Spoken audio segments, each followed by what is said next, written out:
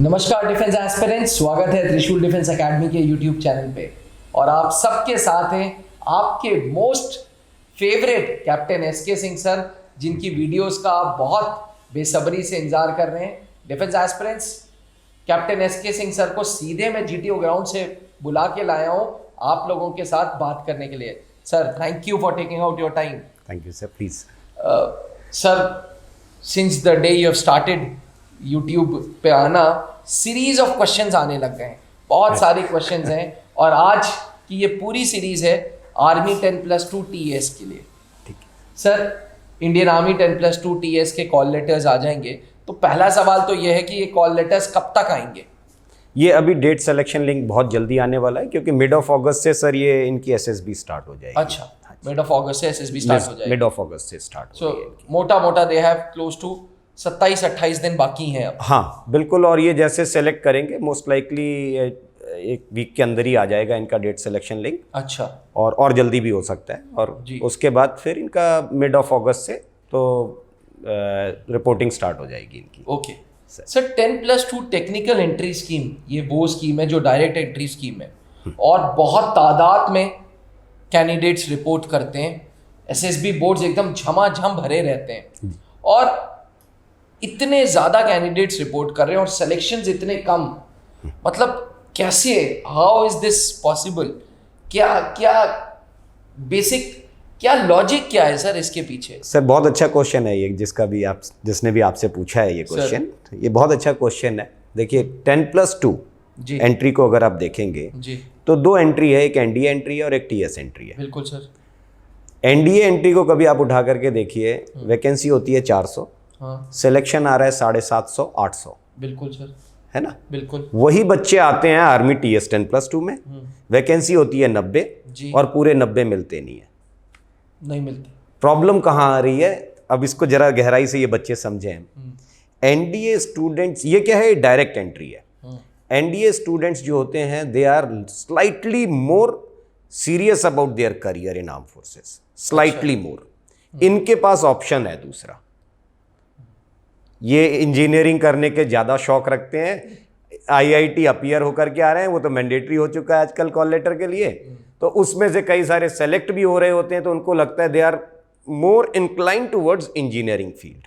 मतलब इनके पास प्लान बी है? प्लान बी होता है। अच्छा। एनडीए वालों के पास प्लान बी कम रहता है। वो देखिए रिटर्न की तैयारी करके आते हैं, 6 महीना साल भर वहाँ पढ़ करके आ रहे हैं, और फिर वो उनको मालूम है कि अगर यूपीएससी एंट्रेंस एग्जामिनेशन निकाला है तो आगे फिर मुझे और अच्छा करना होगा, है ना? अदरवाइज मेरी जो की हुई मेहनत है वो पूरी बर्बाद हो जाएगी। इनके पास की हुई मेहनत पीछे की कुछ है नहीं, ये डायरेक्ट एंट्री है, तो इन्होंने सिर्फ फॉर्म भरा है, ये आए तो ठीक है, नहीं आए तो खोया कुछ नहीं है इन्होंने। एक तो ये धारणा जो इन्होंने मन में बना रखी है, और ये इसके लिए ये बच्चे जवाबदार नहीं है, वो इंस्टीट्यूट्स ज़्यादा जवाबदार हैं जिन्होंने ये मैसेज कन्वे कर रखा है कि एनडीए के बराबर बिना रिटर्न दिए आप ऑफिसर बन जाएंगे। पहले ये धारणा भर दी है। अब अभिनव सर, मैं आपको एक चीज़ और बताऊं, जो बच्चे आर्मी टीएस 10+2 में आते हैं उसमें से एनडीए रिटर्न अपीयर होने वाले बच्चे बहुत कम मिलेंगे आपको। बहुत कम है, बहुत कम आते हैं जिसने एनडीए भी दिया है और आर्मी टीएस के लिए आ रहा है, और ऐसे बच्चों का सिलेक्शन भी आपको बहुत कम मिलेगा सर। अगर इनका ऐसे जो कैंडिडेट है ना, जो डायरेक्ट टीएस 10+2 के लिए आ रहे हैं, एनडीए रिटर्न नहीं दिया है, वो अपॉर्चुनिस्टिक अप्रोच नजर आता है कि भाई मौका परस्ती दिखा दी है, तो वो खराब एक इंप्रेशन दिया इन्होंने, सिलेक्शन के चांसेस वैसे ही नीचे चले जाते हैं। Definitely any assessor in interview he will ask this question, apart from filling up army TS 10+2 form, What all other examinations you have appeared for? और वहां कोई जवाब नहीं होता है, सर हमने तो एनडीए नहीं दिया, कुछ नहीं दिया, हम सीधा यहां के लिए आ गए, है ना? एक चीज। दूसरा, आर्मी टीएस 10+2 का कैंडिडेट पढ़ाई में ज्यादा रह गया। इनके आप देखिएगा गेम्स का कॉलम खाली रहेगा, पीआई की फॉर्म जब भरते हैं ये। हॉबीज अच्छी होती नहीं है इनके पास, हॉबी नहीं रखते, क्योंकि हॉबी रखने का इनके पास टाइम ही नहीं था। ये फिजिक्स केमिस्ट्री मैथ्स के अंदर ही रह गए, वही पढ़ाई करते रह गए, हॉबी नहीं है, गेम्स खेलने का टाइम नहीं है, आउटडोर एक्सपोजर नहीं है इनके पास। Though they are having very good mindset, दिमाग बहुत अच्छा है, आईआईटी मटेरियल दिमाग है जी, मगर उसके बाद फिर ये बाकी जो चाहिए दूसरा जिसको हम कह रहे थे डायनामिक बिहेवियर, वहां इनके अंदर कमी दिखती है थोड़ी सी। ये मेजर वजह है जिसकी वजह से आर्मी TS 10+2 का सिलेक्शन उतना नहीं दिखता जितना दिखना चाहिए। अच्छा, तो सर अब कैंडिडेट्स के अंदर एक डर पैदा हुआ है कि यार 170 रिपोर्ट होंगे, 180 रिपोर्ट होंगे, 200 रिपोर्ट होंगे और सेलेक्ट शायद 1 या 2 या 3। तो इस डर के लिए कैंडिडेट्स को क्या करना चाहिए? सर पहले तो develop that kind of self confidence, अपने ऊपर विश्वास रखिए, आप बेहतर हैं।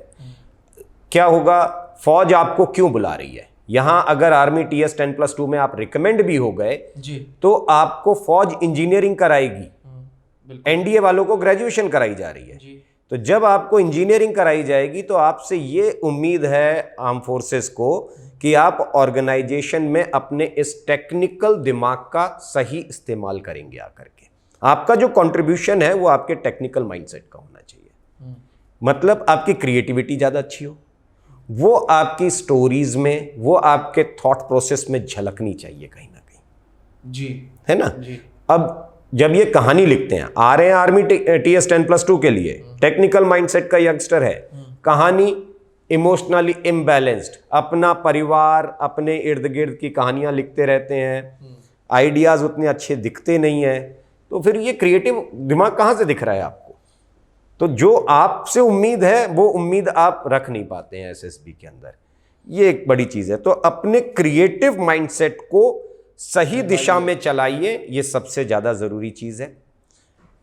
कम्युनिकेशन पर विशेष ध्यान रखें क्योंकि आर्मी TS 10+2 में वो एंट्री बहुत आती है सर, जो बेचारे बोल भी नहीं पाते हैं, अपनी स्टोरी लिखी हुई नरेट नहीं कर पा रहे हैं।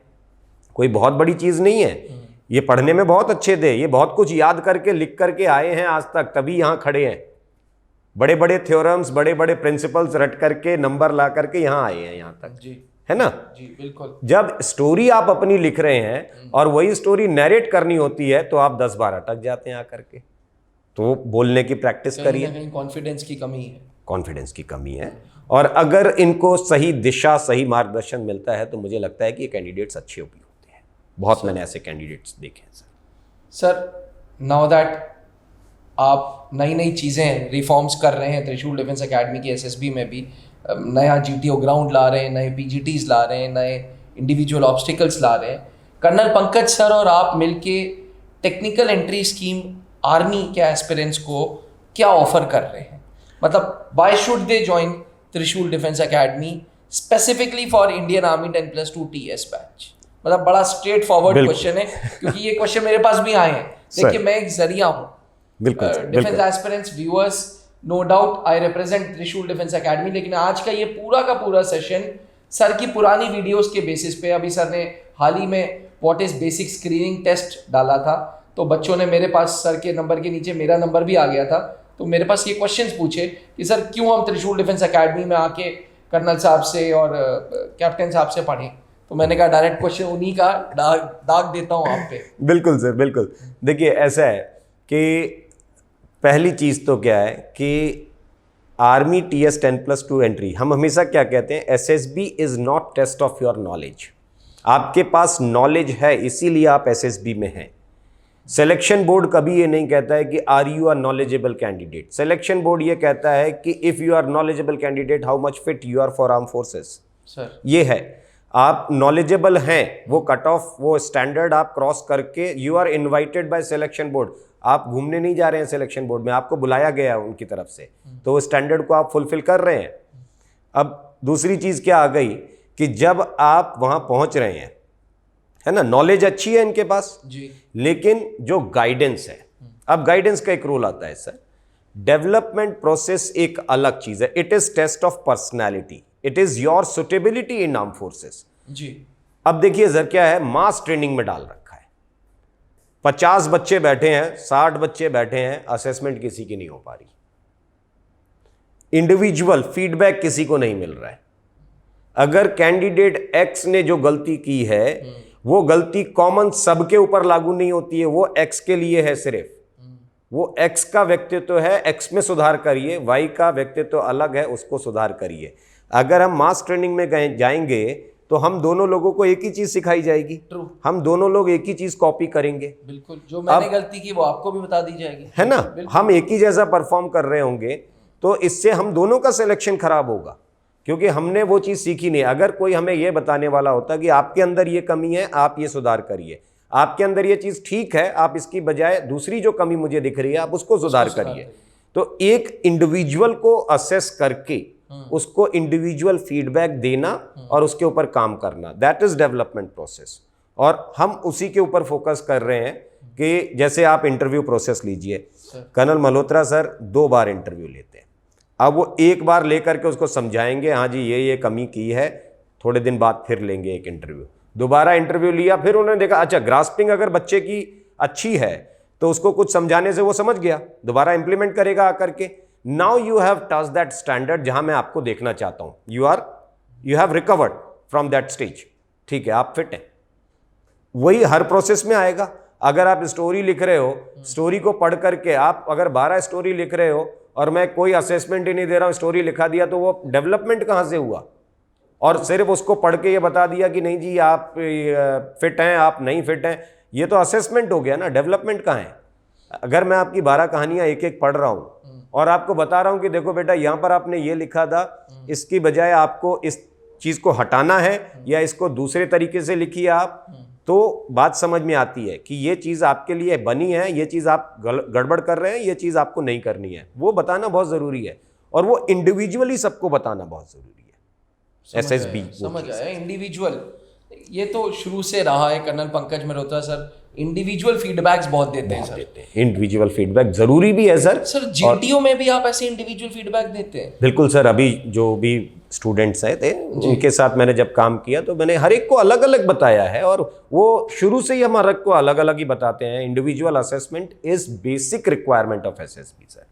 सो 10+2 टीएस एस्पिरेंट्स के लिए मैं इन अ नटशेल ये बोल दूं कि पर्सनलाइज्ड अटेंशन के साथ इंडिविजुअल फीडबैक, ये बहुत मैटर करता है, बहुत मैटर। एंड जो शुरू से ही त्रिशूल का इतिहास रहा है, स्मॉलर बैच साइजेस, ताकि एक ऑटोमेटिकली एक पर्सनल अटेंशन मिल जाती है सर। बिल्कुल सर, बिल्कुल। और देखिए ये तो असेसर के ऊपर है, आप बैच बड़ा बना रहे हैं छोटा बना रहे हैं, इट हार्डली मैटर्स जी।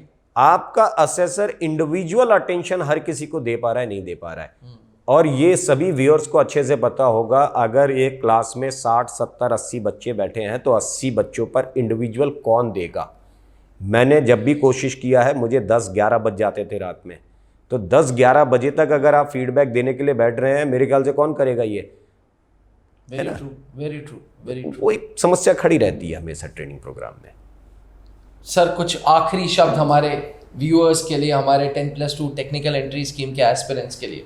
बिल्कुल, अब तो डेट सिलेक्शन लिंक आने वाली है और बहुत जल्दी आने वाली है। अब देखो क्या है कि ट्रांसफॉर्मेशन चाहिए तो यू कैन नॉट वेट। अब इंतजार करने से कुछ नहीं मिलने वाला है। अब यहां से आपको बाहर निकलना है, अपने कंफर्ट जोन से बाहर निकलिए, अच्छी मेहनत करिए, लाइफ बदलने के लिए है बिल्कुल तैयार। अपने ऊपर विश्वास रखो, कभी किसी को कॉपी मत करो। You are good enough. आप अपने तरीके से काम करोगे, आपको हमेशा रिजल्ट मिलेगा। कॉन्फिडेंट रहिए। अच्छे गाइडेंस के लिए हम लोग बिल्कुल तैयार हैं।